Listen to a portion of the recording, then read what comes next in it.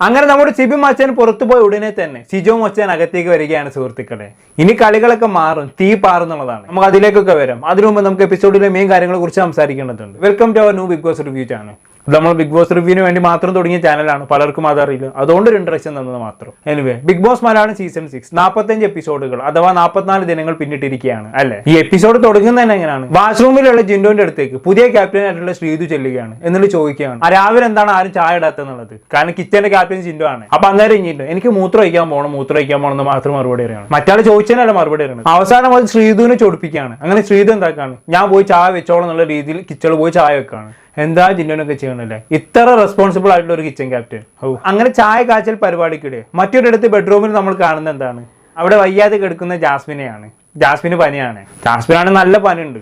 അടുത്താണെങ്കിൽ ഗബ്രിയും റസ്മിനും ഇരുന്ന് ശുശ്രൂഷിക്കുന്നുണ്ട്. അങ്ങനെ ബിഗ് ബോസിന് അനൗൺസ്മെന്റ് വരികയാണ്, ജാസ്മിൻ കൺഫെഷൻ റൂമിലേക്ക് വരൂ എന്ന് പറഞ്ഞുകൊണ്ട്. അങ്ങനെ ജാസ്മിൻ കൺഫെഷൻ റൂമിലേക്ക് മെല്ലെ മെല്ലെ നടന്നു പോവാണ്. എന്തായാലും അവരെങ്ങോട്ടേയും പോയിക്കോട്ടെ. തിരിച്ച് നമുക്ക് ചായ പ്രശ്നത്തിലേക്ക് തന്നെ വരാം. കിച്ചണിൽ ചായ കാച്ചലിന്റെ അടുക്ക് ക്യാപ്റ്റനായിട്ടുള്ള ശ്രീതു ഒരു തീരുമാനം എടുക്കാണ്. ഇനി ജിൻഡോനെ കിച്ചൺ ക്യാപ്റ്റൻ ആക്കുന്നതിൽ അർത്ഥമില്ല, ജിൻഡോനെ അവിടുന്ന് മാറ്റണം എന്നുള്ള രീതിയിൽ. അങ്ങനെ ശ്രീതു എന്താക്കാണ്, സിബിനെ വിളിച്ചുകൊണ്ട് ചോദിക്കുകയാണ്, സിബിനെ നീ കിച്ചൺ ക്യാപ്റ്റൻ ആവുന്നുള്ളത്. അപ്പൊ അന്നേരം സിബിന്റെ മറുപടി, എനിക്ക് വയ്യടി, എനിക്ക് പറ്റില്ല എന്നുള്ളതാണ്. അപ്പൊ അപ്പുറത്ത് അൻസിബ് എന്താക്കുന്നുണ്ട്, ചായപ്പൊടി ഇടുന്നുണ്ട്. അപ്പൊ അൻസിബിനോട് ചോദിക്കുന്നുണ്ട്, അൻസിബ് നീ കിച്ചൺ ക്യാപ്റ്റൻ ആവുന്നുള്ളത്. അപ്പൊ അന്നേരം അൻസിബ് വേറെ ആരും നിവർത്തില്ല എന്നുണ്ടെങ്കിൽ ഞാൻ തന്നെ ആവല്ലേ, ഇപ്പൊ എന്താ ചെയ്യാ വേറെ പോലെ ആ രീതിയിൽ. അങ്ങനെ അൻസിബിൻ എന്താക്കാണ്, പിടിച്ച് കിച്ചൺ ക്യാപ്റ്റൻ ആക്കാണ്.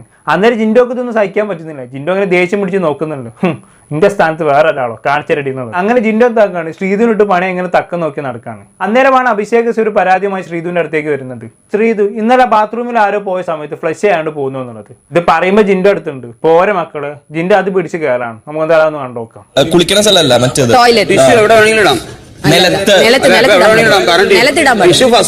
ഫസ്റ്റ് നിങ്ങൾ ക്യാപ്റ്റൻ ആയ ദിവസം ഫസ്റ്റ് ഇവിടെ വന്ന് ടിഷ്യൂ ഇവിടെ റെസ്മി വെച്ചിട്ട് നിങ്ങൾ പണിഷ്മെന്റ് കൊടുത്തു. പണിഷ്മെന്റ് കൊടുക്കാൻ വേണ്ടി ഞാൻ തീരുമാനിക്കും, അല്ലാണ്ട് ചേട്ടൻ. അതെ, അത് ശരിയാണ്. ഇയാൾ ആരെ പണിഷ്മെന്റ് വേണോ വേണ്ടെന്ന് തീരുമാനിക്കുകയാണ്. ഇയാൾ കഴിഞ്ഞ ആഴ്ചത്തെ ക്യാപ്റ്റൻ അല്ലേ, ഈ ആഴ്ചത്തെ ക്യാപ്റ്റൻ അല്ലല്ലോ. അത് ശരി, അങ്ങനെ തന്നെ വേണം ചെയ്തു, അങ്ങനെ തന്നെ മറുപടി കൊടുക്കണം. കുറെ നേരം ഇയാൾ ചലിക്കണം. ബാത്റൂമിൽ ഫ്ലഷ് അടിക്കാത്ത കാര്യം പറയുന്ന സമയത്ത് ഇയാൾ എന്തിനാണ് ടിഷ്യൂവിന്റെ കാര്യം എടുത്തിടുന്നത്? അതാണ് ഞാൻ നോക്കുന്നത്. വെറുതെ എന്തെങ്കിലും കച്ചറ ഉണ്ടാക്കാൻ വേണ്ടി ഇങ്ങനെ എടുത്തിടുക തന്നെ അല്ലേ. ചില സമയത്ത് ഇയാൾ കഥ അലക്കുമുണ്ടല്ലോ, കോമഡിയാണ് മക്കളെ. ഇയാൾക്ക് കച്ചറ ഉണ്ടാക്കിയാൽ മതി, അതിന് എന്തെങ്കിലും ആയിരിക്കും എടുത്തിടാം. ഇതൊക്കെ കിച്ചണിൽ നടന്നുകൊണ്ടിരിക്കുന്നതിന്റെ അടുക്ക് മറ്റൊരിടത്ത് എന്താണ്, സിബിന് ഭയങ്കര വയ്യാണ്ടിരിക്കുകയാണ്. സിബിനാണെങ്കിൽ തീരെ പറ്റുന്നില്ല. അങ്ങനെ സിബിനോട് രശ്മി വന്ന് ചോദിക്കുന്നുണ്ട്, സിബിനെ സെറ്റ് അല്ലേ എന്നുള്ളത്. അപ്പൊ സിബിന്റെ മറുപടി, പറ്റുന്നില്ലടി വയ്യടി എന്നുള്ളത്. അപ്പൊ രശ്മിനെ എന്തെങ്കിലുമൊക്കെ ആക്ടിവിറ്റി ഒക്കെ ചെയ്യും. ബിഗ് ബോസ് എന്തെങ്കിലും ആക്ടിവിറ്റി തരുന്ന സമയത്ത് അതിൽ എൻഗേജ്ഡ് ആയി സെറ്റ് ആയിക്കോളും എന്നുള്ളത്. അപ്പൊ അന്നേരം സിബിൻ നമുക്ക് കാത്തിരിക്കാന്നുള്ളത്.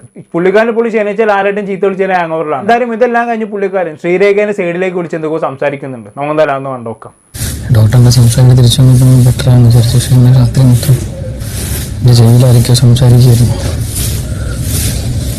എന്ത് ചെയ്യണ്ടേ? ഓക്കെ, അതാണ് പുള്ളിക്കാരൻ മെന്റലി ഭയങ്കര ഡൗൺ ആണെന്നുള്ളതാണ്. ഇങ്ങനത്തെ ഒരു അവസ്ഥയിൽ വരാണെന്നുണ്ടെങ്കിൽ എന്റെ അഭിപ്രായത്തിൽ ആ വീട്ടിൽ തുടരേണ്ട എന്നുള്ളതാണ്. ഇങ്ങനെ പറ്റാണ്ട് വയ്യാണ്ട് ഇങ്ങനെ കഷ്ടപ്പെട്ട് ബുദ്ധിമുട്ടി നിൽക്കേണ്ട ആവശ്യമില്ലല്ലോ. 2 ദിവസം ചിലപ്പോൾ ബിഗ് ബോസ് ഹൗസിൽ നിന്ന് മാറുന്ന റെഡി ആയിരിക്കും. ഇനി ഒന്നിനും പറ്റുന്നില്ല എന്നുണ്ടെങ്കിൽ നമ്മൾ ആ മുംബൈത്തെ കില്ലാടുണ്ടല്ലോ സൈക്കോളജിസ്റ്റ് ഗബ്രീന്റെ മാനസിക പ്രശ്നം മാറ്റിയെടുത്ത സൈക്കോളജിസ്റ്റ്, പുള്ളിക്കാരൻ നമുക്ക് കൊണ്ടുവരാം. ഒന്നും പേടിക്കണ്ട, ഒക്കെ ശരിയാവും. ജിബിനെ കുറച്ചൊന്ന് ഹോൾഡ് ചെയ്ത് പിടിക്കുക, എല്ലാം ശരിയാവും. ഇതെല്ലാം കഴിഞ്ഞ് ബിഗ് ബോസ് എല്ലാവർക്കും ആ ഒരു ടാസ്ക് കൊടുക്കാണ്. എന്താണ് ആ ടാസ്ക്? ഇഷ്ടമുള്ള ഒരു വ്യക്തിയെ തിരഞ്ഞെടുത്തുകൊണ്ട് ആ വ്യക്തിയെ കുറിച്ച് ഒരു നുണ പറയുക, ഓരോരുത്തരായി വന്നുകൊണ്ട്. ഇന്ത്യക്ക് അത് പോരാളിയാ. ഇന്ത്യയെ സംബന്ധിച്ചിടത്തോളം നുണന്റെ ആശാനാണ്. ആരെ കുറിച്ച് എന്ത് നുണയും പറയാൻ മുൻപന്തിയിലാണ് ജിൻഡോ. ഓരോരുത്തരെ ഒരു വ്യക്തിനെ സെലക്ട് ചെയ്തു, അവരെ കുറിച്ച് ഓരോ നുണകൾ ഇങ്ങനെ പറഞ്ഞു പോവാണ്. അങ്ങനെ ജിൻഡോന്റെ എത്തി.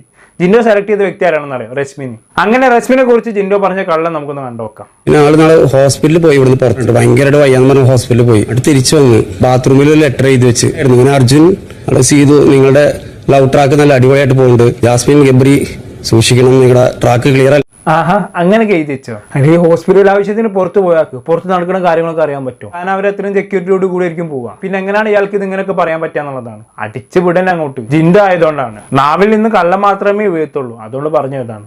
പിന്നെ ഇത് കള്ളം പറയുന്ന ടാസ്ക് ആണല്ലോ, അപ്പൊ പിന്നെ നമ്മൾ വിശ്വസിക്കേണ്ട ആവശ്യമില്ലല്ലോ. പക്ഷേ ഈ പറഞ്ഞ കാര്യം റെസിപ്പിനെ നല്ല രീതിയിൽ കൊണ്ടുവന്നുള്ളതാണ്. കാരണം ഇങ്ങനെ പറഞ്ഞു കഴിഞ്ഞാണെങ്കിൽ ആളുകൾ രശ്മിനെ തെറ്റിദ്ധരിക്കാനുള്ള സാധ്യത. അങ്ങനെ രശ്മിനെ എന്താക്കുന്നുണ്ട്, പവർ ടീമിൽ പോയി സാധനം കംപ്ലൈന്റ് ചെയ്യുന്നുണ്ട്. അങ്ങനെ പവർ ടീം ഇടപെട്ട് ജിൻഡോ ചുമ്മാ പറഞ്ഞതാണെന്നുള്ളതിൽ അങ്ങനെ പവർ ടീം ഇടപെട്ട് ജിൻഡോ ചുമ്മാ പറഞ്ഞതാണ് എന്ന് കൺഫർമേഷൻ വരുത്തുന്നുണ്ട്. ഇല്ലാന്നുണ്ടെങ്കിൽ ലക്ഷക്കണക്കിന് ആളുകൾ കാണുന്ന ഒരു ഷോ അല്ലേ ഇത്. സ്വാഭാവികമായിട്ടും രശ്മിനെ തെറ്റിദ്ധരിക്കാൻ സാധ്യത ഉണ്ടാവില്ല ഒരു ചാരിറ്റി എന്നുള്ള രീതിയിൽ. അപ്പോൾ അത് ഒഴിവാക്കേണ്ടത് രശ്മിന്റെ ബാധ്യത ആണല്ലോ. അപ്പൊ അതിനുവേണ്ടി രശ്മി അങ്ങനെ ചെയ്തെന്ന് മാത്രം വളരെ നല്ല കാര്യം. എന്തായാലും ഇതെല്ലാം കഴിഞ്ഞ് ജിൻഡോ എന്താക്കുന്നുണ്ട്, സിബിന്റെ അടുത്ത് പോയി രശ്മിനെ കുറിച്ച് ചില കാര്യങ്ങൾ പറഞ്ഞു കൊടുക്കുന്നുണ്ട്. നമ്മൾ എന്തായാലും അന്ന് കണ്ടോക്കാം. ഇങ്ങനെ അപ്സരയും അവളും പൊത്തിപ്പിടിച്ച് കിടന്നോളാം. മൈക്കിലാണ്ട് കെട്ടിപ്പിടിച്ച് ഒരു ബെഡിൽ കിടന്നുറങ്ങി ഒരു പൊത്തി കിടന്നുറങ്ങി നമുക്ക് എന്തുകൊണ്ട് സംസാരിക്കാം.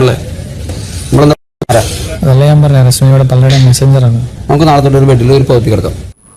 അത്രയും വലിയ കാര്യത്തിലേക്കൊക്കെ പോണ സിബിനേട്ടാ. റേഷൻ കട മറന്ന് മണ്ണെണ്ണ വാങ്ങല്ലേ. മുമ്പ് അഭിഷേക് കേക്ക് സംഭവിച്ച കാര്യങ്ങളൊന്നും ആരും മറന്നില്ലല്ലോ അല്ലേ.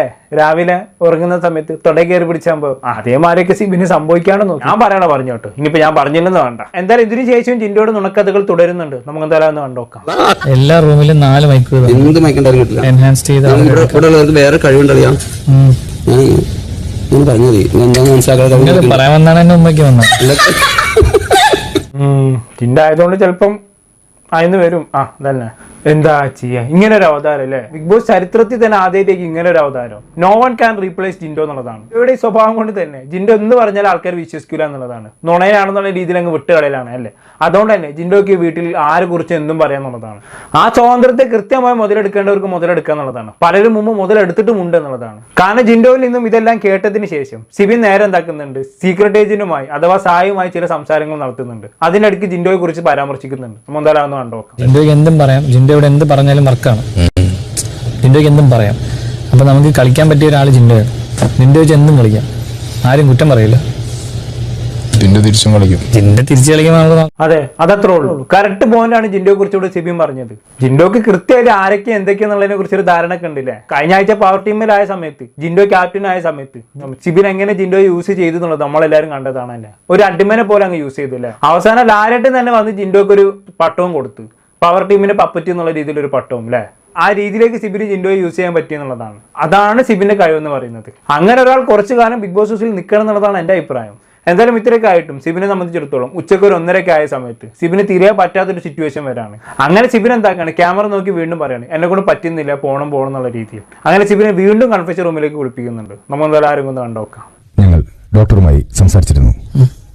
അദ്ദേഹത്തിന്റെ നിർദ്ദേശപ്രകാരം നിങ്ങൾക്ക് വിശ്രമം ആവശ്യമാണ്.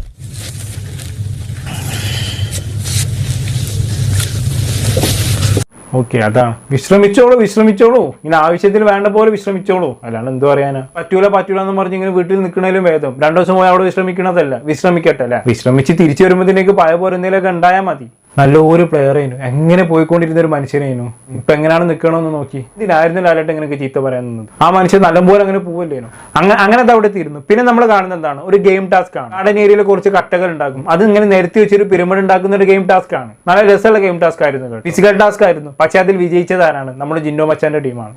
അത് പിന്നെ അങ്ങനെയല്ലേ വരുള്ളൂ. ഫിസിക്കൽ ടാസ്ക് പിന്നെ ജിൻഡോനെ കഴിഞ്ഞിട്ടുള്ള ബാക്കി എല്ലാവരും. അങ്ങനെ ടാസ്ക് കഴിഞ്ഞ ഉടനെ തന്നെ ഗബ്രി എന്താക്കാണ്, നേരെ റൂമിലേക്ക് ഓടാണ്. അവിടെ ആരാ ഉള്ളത്, ജാസ്മിൻ വയ്യാണ്ട് കിടക്കുന്നുണ്ടല്ലോ. ഇനി നമ്മൾ കാണാൻ പോകുന്നത് ഗബ്രിയുടെ ചില റൊമാൻസ് ഗോഷ്ടികളാണ്. നമ്മൾ എന്തായാലും ഒന്ന് കണ്ടോക്കാം. എന്തിനാ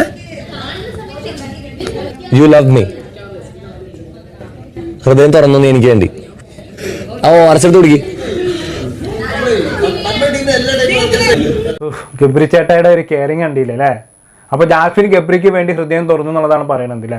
മിക്കവാറും ആ ഹൃദയം അവിടെ തന്നെ തുറന്നു വെക്കേണ്ടി വരും. കാരണം ജാസ്മിനെ സംബന്ധിച്ചിടത്തോളം ഉത്തരത്തിലുള്ള ഗബ്രിനെ പിടിക്കാൻ നോക്കിയ സമയത്ത് കക്ഷിത്തുള്ള അഫ്സലും കൂടി പോയല്ലോ. പിന്നെ പുറത്തിറങ്ങി കഴിഞ്ഞാണെങ്കിൽ ഗബ്രിക്ക് വേണമെങ്കിൽ ഹൃദയം തുറന്നു തന്നെ വെക്കേണ്ടി വരും. അതുകൊണ്ട് എനിക്ക് പറയാനുള്ളത് ഇനി ഒരു 40-45 ദിവസങ്ങൾ തുറന്നു തന്നെ വെച്ചു അടിക്കേണ്ടെന്നുള്ളതാണ് എന്റെ അഭിപ്രായം. എന്തൊരു ഇതൊക്കെ പിടിച്ച് തന്നെ അവസാനിക്കുന്നുള്ളതാണല്ലേ. കഴിഞ്ഞില്ല മക്കളെ, ഇനി രാത്രി ഗബ്രിയുടെ റൊമാൻസ് പെർഫോമൻസ് ഉണ്ട്. നമുക്ക് എന്തായാലും ഒന്ന് കണ്ടോക്കാം. കൃഷ്ണ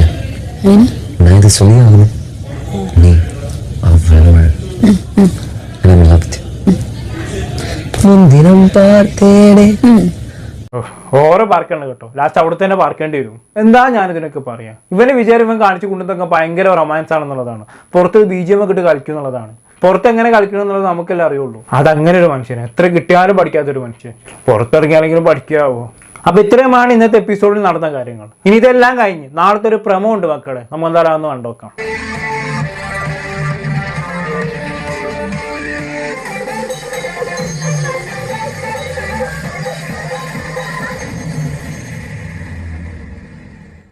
മോനെ വന്നു മക്കളെ, സിജോ മച്ചൻ തിരുമ്പി വന്നു മക്കളെ. ഇനി അടിയുടെ കളിയുടെ പൊടിപൂരായിരിക്കും. ഇതിപ്പോ ഫുട്ബോൾ സബ്സ്റ്റിറ്റ്യൂട്ട് ഇറങ്ങിയ മാതിരിയായി അല്ലേ? സിബിൻ പോയി ഉടനെ തന്നെ സിജോ തിരിച്ചു വന്നു. ഇനിയിപ്പോ എങ്ങനെ ഏതാവുന്നുള്ളത് കണ്ടറിയാം. സിജോ പഴയ പ്രതാപത്തിലേക്ക് തിരിച്ചു വരികയാണെന്നുണ്ടെങ്കിൽ വേറെ ലെവലായിരിക്കും. സിജോയുടെ കളികൾ ഇനി കമ്പനി കാണാൻ കെടുക്കുന്നതേ മക്കളെ. കണ്ടറിയാം, കണ്ടു തന്നെ അറിയാം. ഇത്ര എനിക്ക് എപ്പിസോഡിനെ കുറിച്ച് പറയാനുള്ളൂ. എപ്പിസോഡിനെ കുറിച്ച് പറയുകയാണെങ്കിൽ പ്രത്യേകിച്ചൊന്നുമില്ല. ഒരു ഉണങ്ങിയ എപ്പിസോഡ് എടുത്ത് കാണിക്കാൻ പോലും നല്ലൊരു പെർഫോമൻസ് ഇല്ലാത്ത ഒരു എപ്പിസോഡായി പോയി എന്നുള്ളതാണ്. പോട്ടെ, സാരില്ല. പിന്നെ കുറച്ച് ഗെയിംസ് ഒക്കെ ഉണ്ടായിരുന്നു, അത് കണ്ടിരിക്കാൻ കുറച്ച് ഫണ്ണിയായിരുന്നു കേട്ടോ. അതുള്ളത് പറയാലോ, അത് നല്ല രസമായിരുന്നു. അപ്പൊ ഇത്രയൊക്കെ തന്നെ എപ്പിസോഡിനെ കുറിച്ച് പറയാനുള്ളൂ. എന്താണ് ഇതിനെ കുറിച്ചുള്ള നിങ്ങളുടെ അഭിപ്രായം താഴെ കമന്റ് ബോക്സിൽ രേഖപ്പെടുത്തും. അപ്പൊ അടുത്ത എപ്പിസോഡിൽ അടുത്ത അനാലിസിസുമായി വീണ്ടും കാണാം.